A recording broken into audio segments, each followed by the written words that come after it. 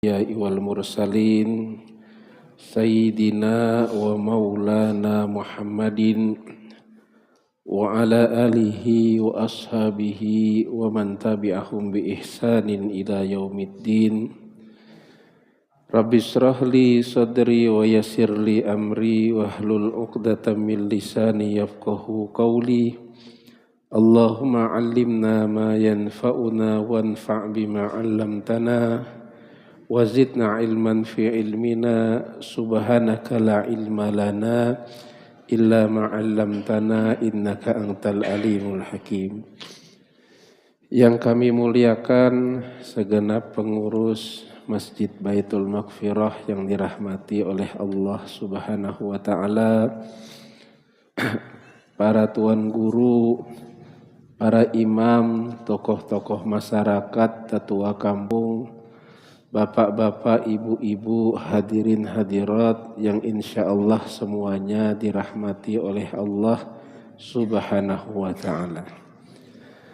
Alhamdulillah, bersyukur kita hari ini kita masih diberikan kesehatan. Walaupun ada yang batuk pilek, ada juga saudara-saudari kita yang sekarang terbaring tidak mampu bergerak di rumah sakit. Karena itu kita wajib bersyukur. Alhamdulillah, walaupun sakit asam urat, kepala pusing, masih bisa hadir di tempat yang penuh berkah ini. Alhamdulillah juga kita bersyukur masih kita diberikan kesempatan. Kemarin, satu hari yang lalu, seminggu yang lalu, ada yang sudah dipanggil oleh Allah, dijemput malaikat, pindah alam, yaitu ke alam kubur. Alhamdulillah kok kita termasuk yang masih hidup. Artinya masih ada kesempatan kita beramal. Alhamdulillah juga kok detik ini kita tergerak mau mengikuti hidayah Allah, datang sholat berjamaah di tempat yang nyaman ini. Ambalnya nyaman, AC-nya dingin, sejuk, masjidnya wangi. Ada saudara-saudari kita yang sampai detik ini mau sholat maghrib pun tidak tergerak di hatinya.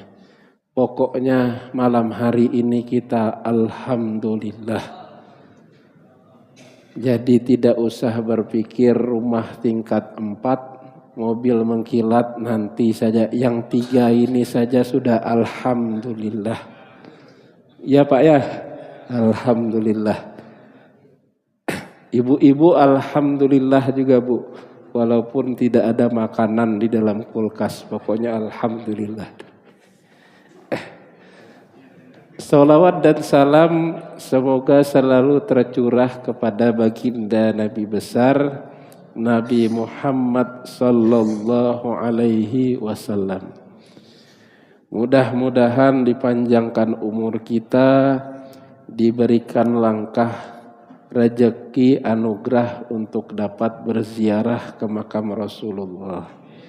Dan mudah-mudahan kita semua ini betul-betul mendapat syafaat dari beliau. Amin, amin ya rabbal alamin. Mari kita mulai majelis kita ini dengan sama-sama berdoa dan membaca suratul Fatihah. Kita niatkan mudah-mudahan Allah merahmati Hujjatul Islam Imam Muhammad bin Muhammad Al-Ghazali At-Tusi yang kita baca kitab beliau. Mudah-mudahan Allah merahmati Syekh Muhammad Ihsan Dahlan Ad-Jampesi yang menjelaskan untayan kata-kata hikmah beliau.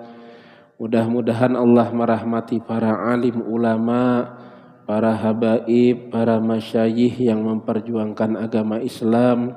Kita doakan guru-guru kita yang dulu mendidik kita dari kecil hingga dewasa. Orang tua kita yang membesarkan kita dan melahirkan kita, mudah-mudahan dilapangkan kubur beliau, dijadikan taman-taman surga.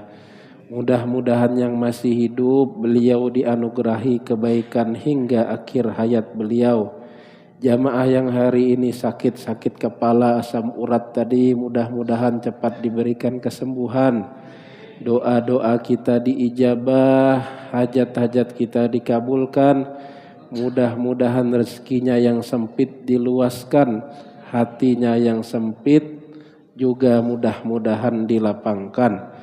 Anak cucu keturunan kita dijadikan anak yang solih dan solihah, mendoakan kita setelah kita meninggal. Mudah-mudahan kita meninggal dalam keadaan yang terbaik, yaitu husnul khatimah. Ala hadhihi niyah wa likulli niyatis salihah. Al-Fatihah. A'udzubillahi minasyaitonir rajim. Bismillahirrahmanirrahim. Alhamdulillahirabbil alamin arrahmanir rahim maliki iyyaka na'budu wa iyyaka nasta'in ihdinas siratal mustaqim siratal ladzina an'amta 'alaihim ghairil maghdubi 'alaihim waladdallin amin amin. Para jamaah yang dirahmati oleh Allah Subhanahu wa taala, kita kembali menyambung pembahasan materi kita yang mana pada pertemuan-pertemuan sebelum-sebelumnya telah kita bahas. Dalam kitab Minhajul Abidin ini Imam Al-Ghazali memberikan pesan, tangga pertama menuju Allah adalah dengan belajar atau dengan ilmu. Mau sholat harus tahu tata caranya, beriman kepada Allah pun harus kenal siapa Allah. Itulah yang kita pelajari dalam ilmu fikih dan ilmu tauhid. Pada tangga kedua, tahapan berikutnya, setelah kita terus belajar dan belajar mohon maaf, kita sadar bahwa amal ibadah kita selama ini banyak kurangnya. Kalaupun ada lebihnya kebetulan aja, jadi lebih banyak minusnya. Kalaupun rasanya mantap, terkadang ada riak-riaknya sedikit. Kalaupun merasa sempurna, terkadang ada ujub-ujubnya sedikit. Sehingga tangga kedua ini, amal ibadah kita ditambah lagi dengan banyak-banyak meminta ampun alias beristighfar kepada Allah Subhanahu wa ta'ala. Itulah yang kita lakukan setelah sholat, setelah salam, kita langsung beristighfar, astaghfirullahaladzim. Dalam puasa Ramadan kita berdoa, wa tammim taksirona, ya Allah, puasa kami ini banyak-banyak kurangnya, tolong disempurnakan. Salah satu cara menyempurnakan sholat kita yang kurang tadi, itulah dengan sholat qobliyah dan ba'diyah. Setelah kita banyak belajar, kemudian banyak beristighfar, meminta ampun, apakah amal ibadah kita berjalan dengan mulus? Ternyata tidak. Pada tangga tahapan yang ketiga ada yang sudah menanti kita. Namanya aqabatul awaik. Tahapan penghalang. Apa yang menghalangi kita? Ada 4. Yang pertama yang menghalangi kita, mengganggu ibadah kita, perkara kesibukan duniawi. Yang kedua adalah dunia pertemanan sesama dengan kita manusia. Yang ketiga yang ada di dalam hati, yaitu godaan setan yang merongrong kita. Lalu yang terakhir, yang keempat, yang kadang mengganggu kita adalah dorongan hawa nafsu kita yang selalu maunya santai, nyaman, enjoy dan tenang-tenang saja. Ini kira-kira. Malam hari ini kita kembali menambah sedikit pembahasan yang mengganggu kita. Nomor 1, yaitu perkara urusan duniawi. Para jamaah, di dalam kitab ini Imam Al-Ghazali memberikan sebuah petuah. Ad-dunya wa ma fiha wa daf'uha innama huwa bitajarrudi anha wa zuhdi fiha wa innama lazimaka hadha tajarrudu wa zuhdu li amrain ahaduhuma litastaqima lakal ibadah wa tuksiru fa inna raqbata fid dunya tasghaluka amma zahiru fabit talabi wa ammal batinuka fabil iradati wa hadisin nafs. Jadi kata Imam Al-Ghazali, dalam perkara urusan duniawi hendaknya kita memalingkan diri. Dan yang kedua hendaknya kita bersifat zuhud. Bagaimana zuhud itu? Memalingkan diri itu para jamaah, misalnya datang waktu sholat. Kebetulan kita tidak ada halangan uzur. Jadi kita tinggalkan dulu pekerjaan kita tadi. Ini kalau misalnya memang ada kesempatan. Kalau memang urgen betul, mau tidak mau sholatnya kita geser. Misalnya kita mau sedekah, kebetulan uangnya ada. Kebetulan ingin update HP, maka ingin update HP tadi kita geser sedikit, kita tunda bulan depan. Ini yang pertama yang disebut oleh Imam Al-Ghazali bitajarrudi, atau menggeser keinginan kita. Yang kedua yaitu dengan melakukan zuhud. Apa zuhud itu? Zuhud itu para jamaah meninggalkan, mengusir semua yang mengganggu jalan kita kepada Allah. Misalnya sholat maghrib tadi. Ulun ini batukan, ulun minum dulu pala, izin.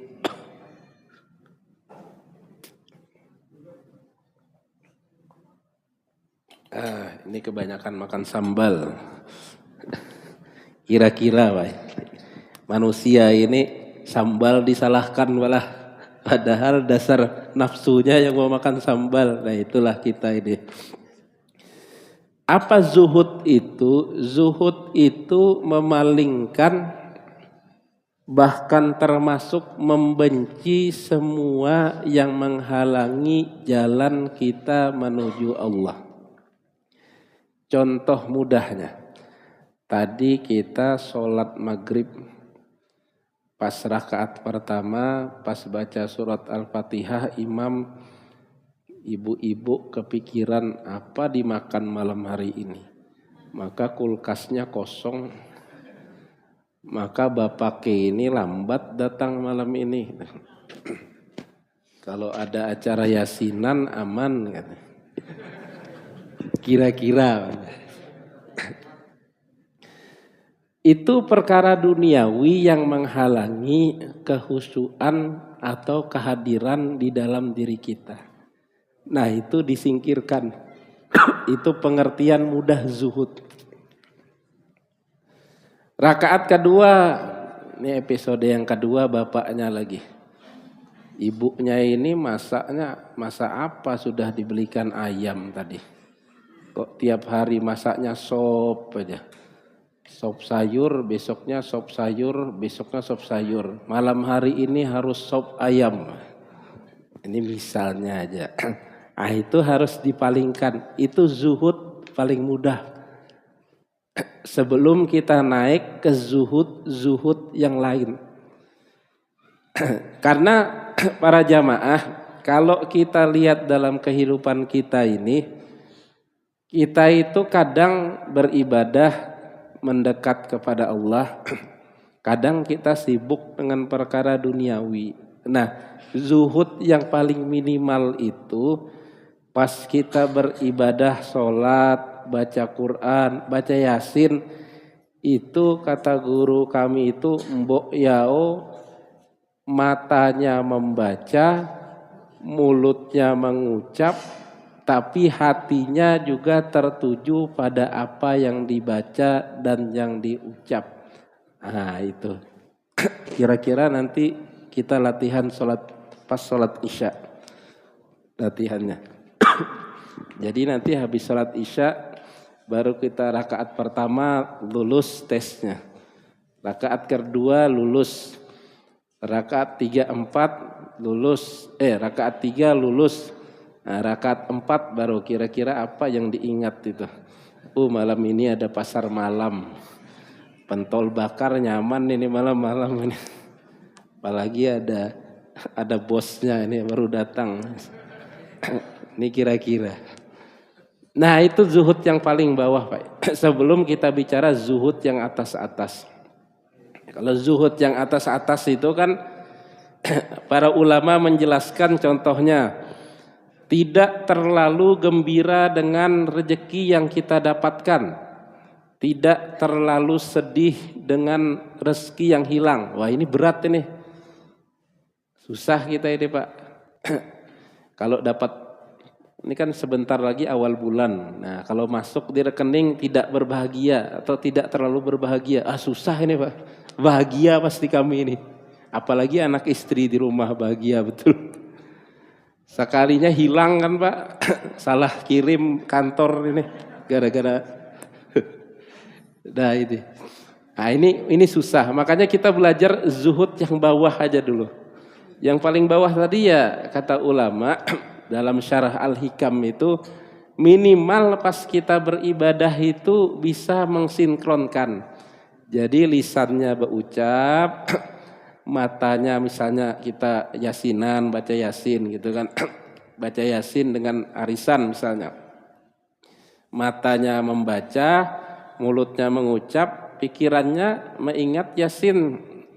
Jangan pikirannya mudah-mudahan dapat keluar dah apa arisan malam hari ini. Nah ini yang pertama. Zuhud yang kita mudah saja. Nah jadi kata Imam Al-Ghazali dengan memalingkan kehendak atau zuhud tadi yaitu menghilangkan yang mengganggu ingatan kita kepada Allah. Jadi kalau sedekah misalnya mau 50.000, rasanya sering 50.000 sekali-kali 20.000, nah itu dihilangkan misalnya. Biasanya ngasih tetangga semangkuk sop besar, sering sudah dikurangi semangkuk sop kecil, nah ini itu dihilangkan. Jadi semua yang bahasanya itu para jamaah menahan kita untuk menuju keridhaan Allah, itu yang kita hilangkan, itu sudah zuhud yang luar biasa. Nah ini, jadi para jamaah, memang kalau dalam ibadah itu susah kita itu melepaskan diri dari ingatan masalah duniawi. Kenapa seperti itu kata ulama? Karena hati kita itu cuma satu. Dan hati itu tidak bisa tergabung di dalamnya yang baik dan yang buruk. Kalau yang baik yang terkandung, yang buruk pasti keluar. Kalau yang buruk yang terkandung, yang baik pasti terkeluar sendiri. Misalnya contohnya Pak, kalau kita marah dengan anak. Anak sudah nangis, misalnya kita pukul lagi. Jam 7 malam marahnya. Jam 10 malam anak itu tidur. Kita mulai sadar, mulai menyesal. Itu saat marah itu sebenarnya kita itu khilaf. Ada yang hilang dari diri kita, kesadaran, kesabaran, keimanan, ketakwaan. Nah itu kan hilang. Makanya ada sebuah hadis, tidaklah seorang mukmin itu mencuri kecuali imannya itu hilang. Jadi kalau kita orang mukmin itu mungkin mencuri, orang beriman itu Pak mungkin. Tapi saat mencuri itu imannya hilang. Bahasa Indonesianya itu khilaf. Nah, ada HP yang punya kebetulan sibuk masak, nah, kita di rumah makan kita ambil, ditangkap oleh satpam. Kenapa mencuri Pak? Maaf Pak satpam, saya khilaf. Itu bahasa kita. Bahasa ulama hikmah itu kita lalai atau gofil. Makanya ada kitab namanya Tanbihul Gofilin, peringatan bagi orang yang lalai. Itu saat kita marah ke anak itu sadar kita itu hilang. Makanya kata setan, kapan setan itu masuk ke diri kita? Salah satunya saat marah. Itu mudah betul kita dimainkan oleh setan dan iblis. Nah, tapi pas jam 10 tadi kita sadar itu setannya sudah lari, sudah tertawa Pak. Masya Allah, kata setannya, berhasil lah tadi godaan saya tadi. Kita menyesal, nangis di dalam diri. Itu yang datang kesadaran sudah. Jadi kita itu dari lupa ingat, lupa ingat, lupa ingat. Makanya ada doa, Allahumma a'inna ala zikrika, ya Allah bantu kami untuk mengingatmu. Allahumma a'inna ala zikrika wa syukrika wa husni ibadatik. Biasanya dibaca tahiyat akhir, doa terakhir. Ya Allah, bantu kami mengingatmu, bersyukur kepadamu, dan beribadah dengan baik kepadamu. Nah itu kira-kira para jamaah. Nah lanjutannya, kalau tidak dilakukan dua hal ini, menyingkirkan ingatan kita dengan masalah duniawi, atau kita bersifat zuhud tadi, maka susah ibadah kita itu akan lurus. Artinya pasti ibadah kita itu tidak maksimal. Coba aja pian nanti sholat kan, Allahu Akbar rakaat pertama, Masya Allah malam hari ini nyamannya ke pasar malam, pentol bakar gitu kan. Rakaat kedua di mana mandak HP tadi lah, HP lupa gitu. Mamanya pasti mau ambil mencek nih. Mamanya pencemburuan misalnya gitu kan. Rakaat ketiga, oh ya rencana bulan depan mau bangun rumah bentuknya kayak ini. Rakaat keempat insya Allah 2 tingkat, ada pendapatan ini. Selesai sholat isya, selesai desain rumah itu kita rancang. selesai rumah kita rancang. Itu karena ingatan duniawi. Sehingga dalam saya lupa hadis apa Quran, Innallah la yanzuru ila suwarikum wala ila atsamikum walaki yanzuru ila qulubikum. Sesungguhnya Allah itu tidak melihat kepada rupa bentuk kita, tetapi kepada hati kita. Jadi ibadah yang pas itu melibatkan jasad, melibatkan hati. Kalau tidak melibatkan hati, jasad saja, ibadah kita itu murah di sisi Allah. Kalau kita Pak, dengan misalnya dengan tetangga kita senyum menyambut, tapi pura-pura aja. Di belakangnya itu kita ini tetangga karena kaya aja, bos. Coba orang biasa, mana kuhormati. Nah itu kan kita bermuka dua. Beda antara penampakan dengan di hati. Itu murah, ditolak oleh Allah senyum kita itu. Tapi kalau datang dari hati, senyumnya itu dari hati, itu pahalanya besar. Makanya ada hadis, tabassumuka liwajhi akhika shadaqah. Senyummu terhadap saudaramu itu sedekah. Tapi senyum apa dulu Pak? Senyum mengejek atau senyum menyambut? Ini ada senyum mengejek kan. Masya Allah Pak, ulun kemarin terjatuh naik sepeda motor. Ya sabar pala, sabar, musibah dalam mati, rasain lo gitu. Nah itu, jadi kita, dalam ibadah itu perlu gerakan jasad yang pas, itulah kita belajar dalam fikih dengan Ustadz Wahyu di sini. Perlu juga kita menata hati kita, itulah yang kita pelajari dalam ilmu hikmah. Nah, sesungguhnya dengan zuhud dan melepaskan, memalingkan ingatan duniawi tadi, satu ibadah kita akan menjadi lurus. Kenapa seperti itu? Karena keinginan dengan perkara duniawi itu menyibukkan pikiran kita. Coba aja pian Pak, ada masalah itu terbawa ke dalam sholat atau ada keinginan. Sehingga dalam satu pepatah itu man ahabba syai'an kasura zikruhu. Siapa yang senang sesuatu banyak menyebut atau mengingatnya. Misalnya istrinya namanya siapa namanya Fulanah, ingatannya kepada istri, nah itu banyak ingatannya Pak. Misalnya ingatnya kepada anak, sampai mimpi kadang terbawa. Bila ingatnya ke pentol bakar tadi ya sampai mimpi terbakar. Terbawa juga. Nah ini, jadi kata Imam Al-Ghazali, keinginan kita itu menyibukkan kita, baik secara zohir maupun secara lahir.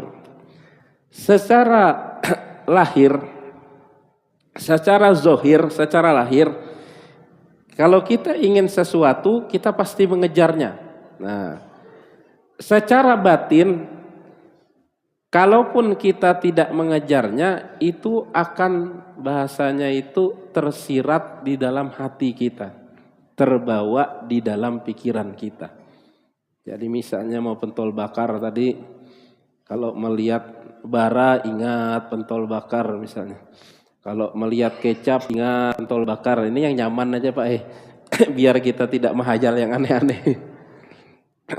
Nah, jadi fabil iradati wa hadisin nafsi. Jadi secara batin kita itu akan hadir keinginan kita yang merongrong kita dan sesuatu yang masuk ke dalam kita, wakilahuma yamna'ul ibadah. Dan dua hal ini, sibuk dengan perkara duniawi, sibuk memikirkannya, sibuk merenungkannya, itu mengganggu diri kita ketika beribadah. Fa inna nafsa wahidatun wal qalba wahidun. Karena jiwa kita satu, hati kita satu. Kalau dia sibuk dengan sesuatu, dia akan lupa dengan sesuatu yang lain. Sehingga kata Sayyidina Ali, wa inna masalud dunya wal akhirati kamasalid durratain in ardaita ihdahuma ashatil ukhra. Jadi perkara dunia dan akhirat itu sesuatu yang tidak bisa tergabung di dalam hati kita bersamaan. Kalau kita mengejar perkara akhirat, duniawi itu pasti tersingkir. Kalau kita mengejar perkara duniawi, akhirat itu pasti tidak terbawa. Contohnya para jamaah, misalnya kita berdagang, yang kita kejar untung, pokoknya untung terus. Gimana caranya untung? Pemasukan sebesar-besarnya, pengeluaran seminimal-minimalnya. Jadi dalam kas pengeluaran kita itu sedekah tidak ada, sumbangan 17-an tidak ada, sumbangan perbaikan jalan tidak ada, sumbangan kematian tidak ada. Cukup kita doakan innalillahi wa inna ilaihi rajiun. Ini misalnya Pak, contohnya. Jadi di kas itu masuk terus. Kalau kita mengedepankan keuntungan duniawi tadi Pak, yang akhirat itu pasti tertinggalkan. Yaitu kita hapus, tidak ada sedekah Jumat, tidak ada sumbangan kematian. Kalau kita mengejar akhirat, pasti duniawi kita akan berkurang secara lahir. Jadi keuntungan kita misalnya 1 juta, ada tetangga meninggal, penyumbang 100.000, kurang jadi 900.000. Sumbangan 17-an 100.000 jadi 800.000. Sumbangan perbaikan jalan 100.000 jadi 700.000. Sumbangan pembangunan masjid 200.000 jadi 500.000. Itu naik turun aja. Sama dengan kita sholat. Kalau kita berusaha fokus, kalau ulama hikmah itu menyebutnya dengan 2 kata. 1 hudur, kedua khusyuk. Hudur itu dari kata khadoro yahduru, hatinya hadir. Artinya yang kita baca itu kita ingat maknanya. Bismillahirrahmanirrahim, dengan nama Allah yang Maha Pengasih lagi Maha Penyayang. Atau minimal kita fokus dengan bacaan kita. Karena Al-Fatihah tidak boleh ada salahnya ketika sholat wajib. Yang kedua, hatinya khusyuk. Khusyuk itu tenang, sehingga susah kalau sholat itu kita laju-laju. Bismillahirrahmanirrahim, alhamdulillah, amin. Nanti kalau mau dicoba bisa dicoba di sini. Nah, jadi kalau kita menjaga kehusuan sholat kita itu, hati yang hadir, jiwa yang khusyuk, hati yang khusyuk, pasti perkara duniawi itu keluar. Atau kita paksa keluar. Itu kata Ustadz Abdul Somad, kayak kita jalan di titian sawah, apa Pak namanya? Pematang sawah Pak. Itu kita jalan, kan pematang sawah itu sempit Pak. Kadang kita terpeleset, naik lagi. Jalan terpeleset, naik lagi. Jalan terpeleset, naik lagi. Jalan terpeleset. Pasti nanti ingatan itu masuk. Karena setan itu menggoda. Wah ini sholatnya sudah berilmu ini. Habis ikut pengajian, kirim 1 peleton, 12 atas. Yang menggodanya depan, belakang, kanan, kiri, bawah, atas saja. Nah, itu kan dalam Al-Quran. La'uqwiyannahum min tahti aidihim wa an aymanihim wa an syama'ilihim. Sungguh aku akan menggoda mereka. Dari mana? Dari bawah kaki mereka, dari depan mereka, dari belakang mereka, dari kanan mereka, dari kiri mereka. Itu setan berjanji sudah.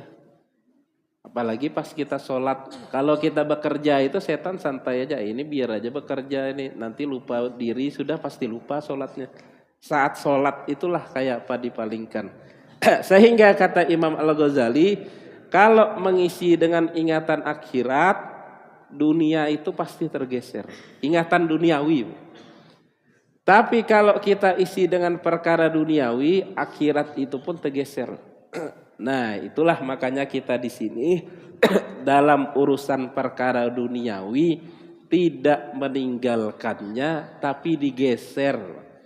Jadi yang punya mobil Bu jangan dijual malam ini, cuma digeser pas sholat, jangan diingati mobilnya. Bapak-bapak yang punya istri, istrinya digeser sebentar, habis salam baru diingatin lagi. Digeser aja Pak. Jadi jangan ditinggalkan.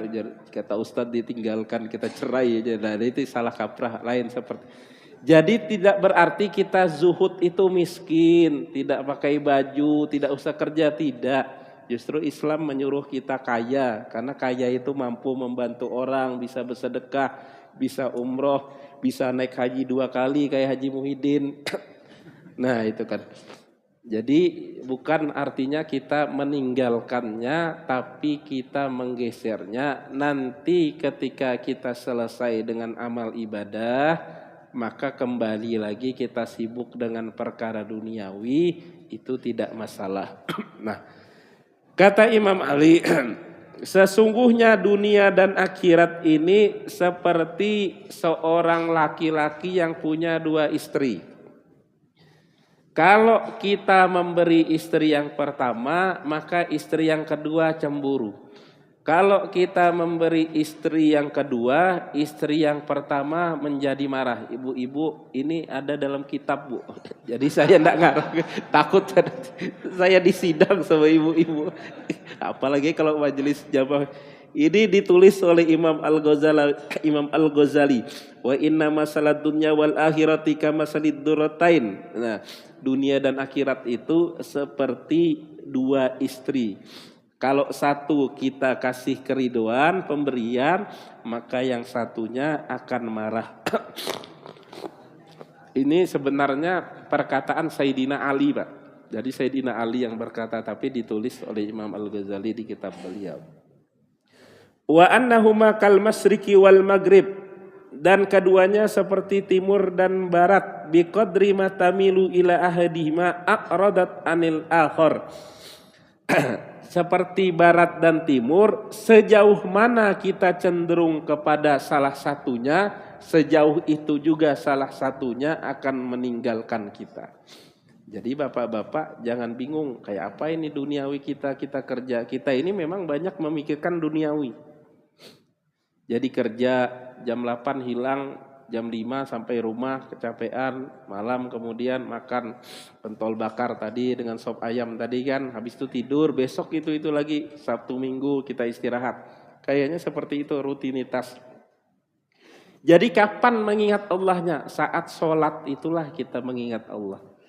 Dalam Al-Quran, fazkurullaha katsiran, banyak-banyaklah mengingat Allah.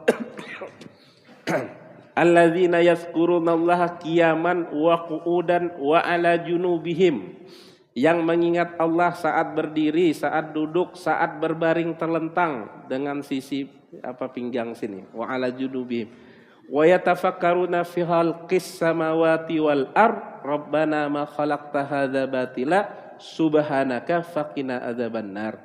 Lalu memikirkan penciptaan langit dan bumi, maha suci Allah, tidaklah engkau ciptakan segala sesuatu ini dalam keadaan yang tidak sempurna atau sia-sia. Jadi Al-Quran itu, Allah itu menyuruh kita mengingat Allah sebanyak-banyaknya. Tapi banyak lupanya kita. Kapan kita maksimalkan? Minimal saat sholat itulah kita bisa ingat Allah. Syukur-syukur kalau kita tambah yang sunnah, qobliyah, ba'diyah, ada sholat duha, ada sholat isyraq, misalnya kalau hari Ahad habis pengajian, syukur-syukur sempat baca Quran, pokoknya banyak-banyak mengingat Allah. Nah ini. Jadi kalau kita sibuk dengan urusan kantor, menyupir, itu pasti lupa akhirat, Pak. Itu sahabat Nabi juga seperti itu. Kayak apa nyupir? Kalau kita ingat akhirat, surga dan neraka, kita gas terus, tertabrak mobil di depan. Jadi momen-momen tertentu itu yang kita maksimalkan. Maksud Imam Al-Ghazali tadi, minimal saat sholat itu kita bujur-bujur memaksimalkan akal, pikiran, mata, ucapan, hati kita tertuju kepada Allah. Kalau itu bisa, insya Allah nanti tertular kepada yang lainnya. Nah, sudah ada belnya, tandanya sebentar lagi azan Isya. Mudah-mudahan ada manfaatnya. Mohon maaf Bapak Ibu atas kesalahan atau ada contoh yang kurang nyaman didengar.